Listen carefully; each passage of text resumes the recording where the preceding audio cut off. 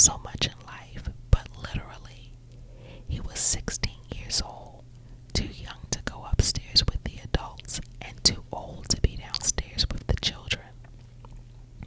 Eventually, he decided to befriend me, and we started talking. Of course, the other kids started teasing us. They said we liked each other and we were going to start kissing. I just giggled. It annoyed him terribly. He said we should try to find a corner and talk in private. I agreed, but I didn't know how much privacy we were going to find in the one-room basement. We pulled 2 chairs behind a sheet hanging on the clothesline. That was as good as it was going to get. Out of sight, but us out of mind for the other partiers for a while. He admitted to liking me and asked if I had a boyfriend. I didn't have one, but also felt compelled to remind him that I was 11. He told me I didn't look that young and that he didn't mind my age. I giggled and let him know that I still thought I was too young for a boyfriend. I'll admit the whole thing was a shock to me. His aunt was the woman that used every opportunity to tell me how dirty my clothes looked and how nappy my hair was. Oddly enough, she never felt compelled to address these concerns with either of my parents. She chose to save them all from me. She would belittle me every chance she got. She'd tell me she didn't understand how my mother could let me leave the house that way. My mother would never have allowed any of her children to leave the house unkept, so I knew the attacks were unwarranted. But that didn't stop her. I never told anyone how she treated me. I didn't think anyone would believe me. I knew she'd call me a liar, and it was what I pictured everyone believing. For some reason, her nephew saw something different in me that day. Eventually, the rest of the party found us behind the sheet, and he was not happy.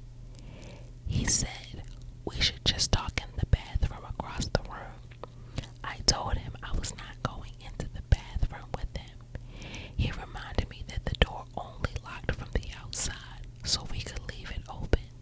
It would just provide a less open space for a private conversation. That was true. The only lock was on the outside, and the door didn't even stay closed unless it was locked. I agreed. I certainly didn't anticipate the door being locked from the outside once we went in. We walked into the bathroom and he asked for my phone number while the other kids stood outside the open door taunting us. I thought it was a little funny at first. Then the door shut and it didn't swing back open. I started to get nervous. He walked up to me and started kissing me. My heart was pounding. The only thing drowning out the sound of my own racing heartbeat was the screeching laughter of the kids outside the locked bathroom door. I wedged my arms in between us and started pushing away. He then lifted me up and put me on top of the toilet, pinning me between his body and the hard, cold wall. As I kept trying to push him away, terrified and speechless, he started backing up, taking my pants with him. I used one hand to grab his waistband and the other to keep pushing. That was just the leverage he needed. I could still hear the laughter outside the door as I felt the cold toilet on my skin. My pants and underwear were around my knees, and I felt my heart pounding throughout my whole body. I remember wincing and pushing against him as hard as I could at the first throbbing jab. I remember feeling the first tear on my chin